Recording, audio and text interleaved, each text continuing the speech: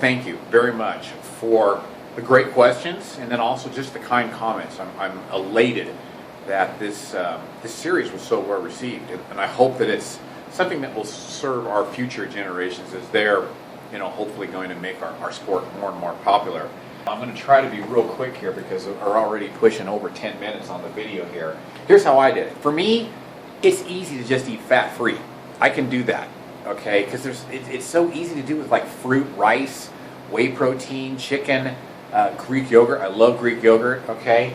So a lot of times what I do is I will just, usually my fat intake's like in the 50s and 60s. A couple days I'll just take in like in the teens, okay? So that's like 40 to 50 grams below what my maintenance is. We're looking at, if it's 50, that's 540 a day. If I do that for 2 days, that's 1,000, okay? I'm in 1,000 calorie a week deficit, okay? It's a third of a pound. Every month, that's 1.3 pounds.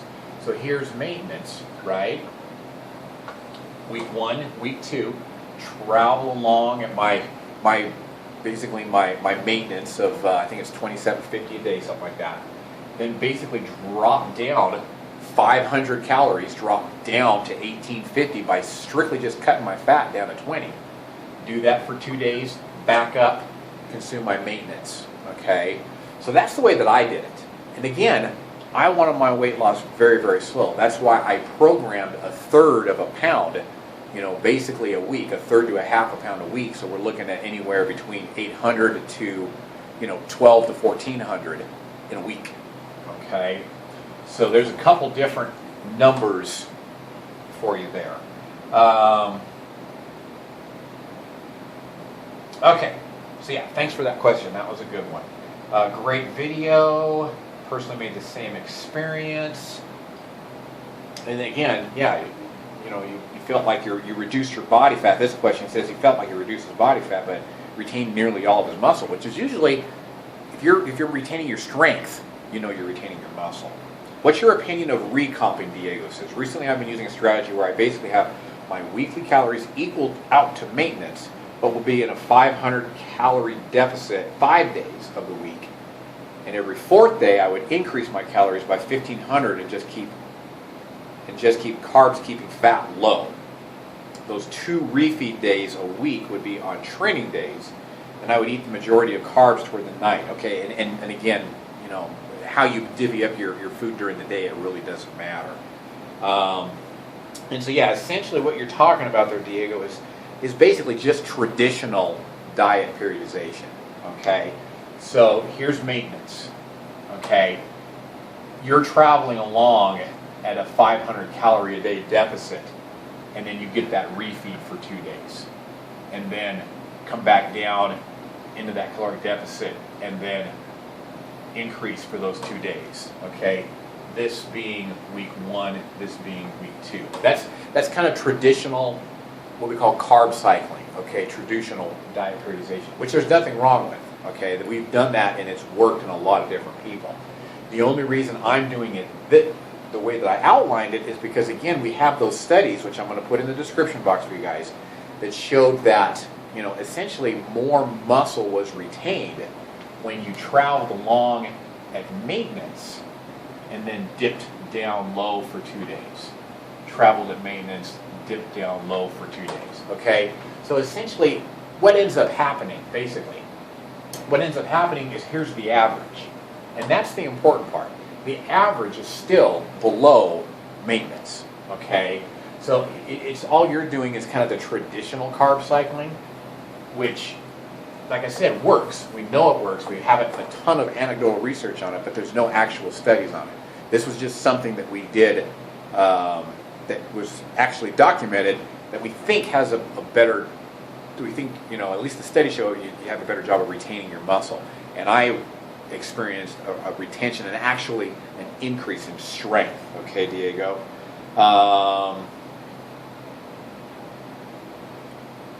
Okay, and then, yes, this is a couple of questions here. Did point out my oversight. What I was quoting was my average daily intake during my cut, which was 2250. And, I was actually, what I was my math didn't make sense, basically. So thank you for pointing that out. But yes, 17,500 calories a week is 2,500 calories a day. That's my maintenance. What I accidentally was quoting was my average deficit with the low days. If you average out maintenance with the 2 low days, it was 2,250. You know, between 2021 and 2,250 a week. So yes, that I was wrong. My math was incorrect there.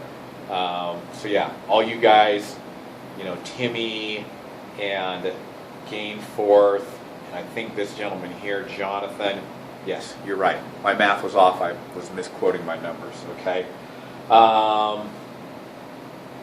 Okay, on these low days, did you play around with protein intake, or was it always consistent? I basically kept it always consistent. This comes to the next question, 240 grams of protein. Why so high? Okay, so for me, it's easy to get protein because I love Greek yogurt.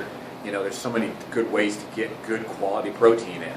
Now, 240 grams. Why so high? I always keep it the same.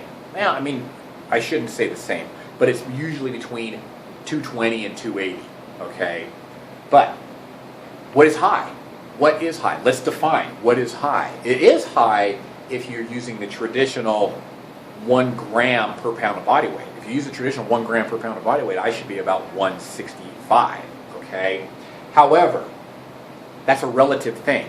And just like I tailored my nutrition to my maintenance, knowing my maintenance, I tailor my protein intake by my blood work, okay? So the whole time that I'm doing this, I'm taking in on average 240 grams of protein a day, right? I get my blood drawn. What's my total protein? Here's the range right here. Normal range for total protein in the blood is 6 to 8.2. I don't remember the exact measurement, but it's like grams per deciliter or something like that. Okay? There's me right there, 7.8. Okay? Right in the normal range for total protein. Okay? Say that you bunk. You don't even believe in that. Let's look at BUN, blood urea nitrogen. This is a measurement of how much urea is floating around your bloodstream. If you've got excess urea floating around your bloodstream, then kidneys and liver aren't getting that out, okay? There's too much protein in there. Urea is kind of it's a protein breakdown substance. Normal range, 8 to 22. I'm at 19, okay? And then again, here we've got these liver enzymes, ALT and AST. Again, that's an enzyme is basically a broken down protein, okay? If these are elevated, 2 causes. Number 1, liver failure, which most of us athletes are not in liver failure, at least we hope not, okay? And if the liver can't filter those proteins out, or there's simply too much liver enzyme, liver protein in the blood, okay? Here's the normal range for ALT, 2 to 50. I'm at 43. AST, 12 to 45, I'm at 28, okay? And this is taking on average, 240 grams of protein every day, okay? So really, arguably, I could even bump it up a little bit because I'm still on the upper end of the range, but I still got a little bit of room there, okay? Now, I have been that guy that's taken in like 2.5 grams his body weight, 400 and some grams, okay? And I learned a valuable lesson. My blood work was off the chart. My BUN at one point was 29, and it should be 22. Okay, I don't even remember what my AST and my LT, but they were way high. Okay, so what is high? It's kind of a relative thing. Again, I'm 165 pounds. Perhaps a person that's 165 pounds that has a lot less muscle than I do, maybe they need to be closer to that 1 gram per pound of body weight. Okay, wow, 19 minutes, you guys. I'm sorry. I'm going to be quick here. Thanks for spreading the knowledge. Thank you very much. Okay, last question. I want to make sure I got this one. Brad explaining high-low days, me going, Brad explaining monthly diet periodization, me going, what the heck? Okay, so basically think of it this way. Okay, here's our timeline, right? And this will be it, you guys. I will call it good after this. Week 1, week 2, right? If we're doing weekly diet periodization, we've got our maintenance days, we've got low days. We've got maintenance days, we've got low days, right? Let's just switch that to 1 month, 2 months, okay? During monthly periodization, you would travel along 4 weeks maintenance, 1 week low. 3 weeks maintenance, 1 week low. or the way that I did it, is I kind of did it like so. Here's month one, month two, okay? Week 1, down low. Week 2, down low. Week 3, down low. Week 4, down low. This month here, stay the same, okay? So if we're going through a period of highs and lows, days in a week, in monthly periodization, we go high and low weeks, okay? Hopefully that answers your question and kind of clears up monthly periodization. Guys, I'm going to leave it there. I'm sorry the video is so long. 20 minutes, I might split it in half. We'll see. But stay tuned, because I'm going to do a Q&A like this on all my videos, and I really appreciate the feedback. Thanks for following. Thanks for support. And yeah, I'll leave it there.